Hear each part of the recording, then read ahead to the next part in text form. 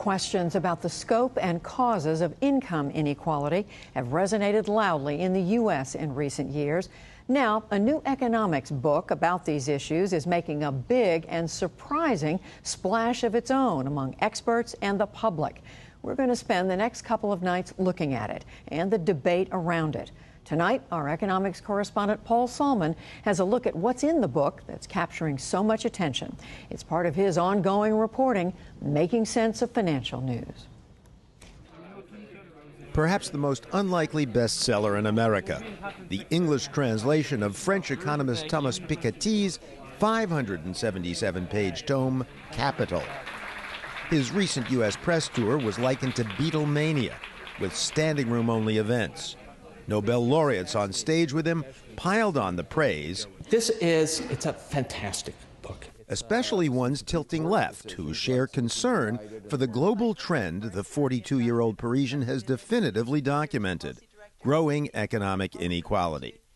So our first question when we sat down with Piketty was about his political slant. Capital, capital, the name of Karl Marx's famous work. So are you a French Marxist? Not at all. No, I'm not a Marxist. I turned 18 when the Berlin Wall fell, and I traveled to Eastern Europe to see the fall of the communist dictatorship. And I've never had any temptation for communism or Marxism. Piketty has long been known for demonstrating with colleagues that inequality of wealth has reverted to a lofty level last seen in 19th century Europe.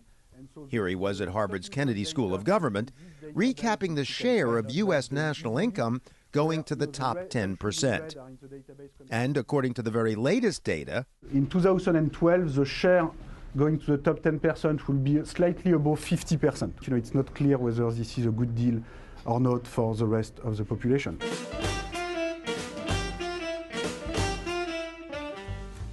It's a great deal, of course, for the kings of the economic hill. And the closer you get to the summit, the greater the distance from everyone else. It reminds Piketty, among others, of America's Gilded Age, which was seen back then as a harbinger of a very un-American drift toward aristocracy. Many people in America in 1900 were shocked by the possibility that their country would become as unequal as old Europe. An old Europe in which land was wealth, and thus inherited land guaranteed you the life of Riley or of Jane Austen's Mr. Darcy. Who is this Mr. Darcy? He's one of the Darcys of Pemberley. Oh, Mr. Darcy of Pemberley. The Pemberley estates alone are worth a clear £10,000 a year. £10,000 of income, that is, generated by Darcy's land holdings. For centuries, even well into the Industrial Revolution, inherited land, the main wealth or capital of civilization, guaranteed a predictable income, about 4 to 5% of that wealth, year in, year out. Everybody knew what the rate of return was and that it was 4, 5 and not 2, 3 or 6 or 7. These numbers were important. They're of particular importance to Piketty because his book's new contribution to economics is said to be this very simple and to him ominous equation. R is greater than G. R is return on capital, historically 4 to 5% a year. And G is for economic growth. For most of human history, less than 0.1% a year, almost zero, because population grew slowly and agricultural productivity more slowly still. So if R is growing at 4 to 5% a year in economies that are barely growing at all, it's pretty obvious that those who have the capital, the rich, will keep getting richer and inequality will grow. And this is, I believe, the force that explains the very large concentration of wealth that we had up until World War I. Now, early in the 20th century, things did begin to change. Inequality fell for so many decades that economists imagined a new law. After a certain stage of development, increasing equality would become the norm. But Piketty has a different explanation of what's called the Great Compression in wages and wealth. It was a fluke of history. World War I, the Great Depression, World War II, which of course reduced the return to capital to very low level because of capital destruction, because of inflation, because of taxation to finance the war. And so the rate of return to capital fell to 1% or very close to 0%. Then the growth rate themselves after World War II increased enormously. The great post-war boom in babies, buggies, bungalows. But this lasted for so long that at some point we thought this was the new permanent regime. And when you say the new permanent regime, you mean greater and greater income and wealth equality. Right. But of course, the Great Compression didn't last. So we are sort of back to the initial situations that we had prior to World War I, and this tends to push toward rising concentration of wealth.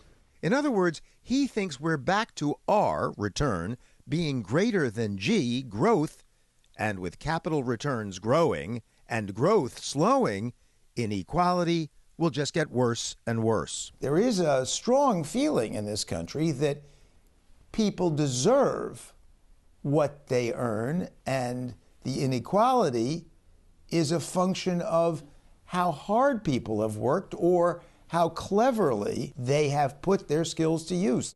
Yeah, but there are also dozens of millions of people who are working hard in their daily jobs. And back to another Forbes list for another point of Piketty's, that the richest aren't just self-made entrepreneurs. What you see actually in the data is not only entrepreneur, you also see a growing part of inherited wealth, which grows almost as fast as entrepreneurial wealth. Right now in this country, the bottom 50% of the population owns 2% of national wealth. Even if you don't want to go all the way to socialism, maybe it's possible to do a bit better than that. Better than the current inequality, and, says Piketty, the worse inequality to come. There's no natural force that guarantees that this will stop somewhere that is, acceptable and compatible with our democratic institution. So what do we do about this? We need to return to the type of progressive income taxation that we've had in the past. Between 1930 and 1980,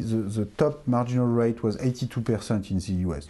And during this period, you have some of the best growth that there's ever been in this country. But look at the 1920s, when they dropped the top marginal rate to 25%, I believe, and you had the roaring 20s. So we have a counterexample. Yes, but there's a much longer counterexample with the roaring 50s, 60s, 70s. Piketty also favors an internationally coordinated tax on wealth and a higher minimum wage. All uphill battles, given the current sharp political divide. I hear, of course, lots of people saying that, this will never happen. But Piketty dismisses such criticism with a Gallic shrug. Sometimes things happen. Aren't you at all surprised that a 577-page book gets standing room only audiences? I'm surprised that this is so successful, but certainly I was hoping that it will, it will be. I tried to write it so that this would happen. And happen it has, to the point that Capital is now back at the printer. Its publisher, Harvard University Press, failed to anticipate the demand for the most ballyhooed book of economics in years. Online, you can find more of Paul's interview with Piketty about his diagnosis and his prescriptions. Tomorrow, we'll debate the issues raised by the book.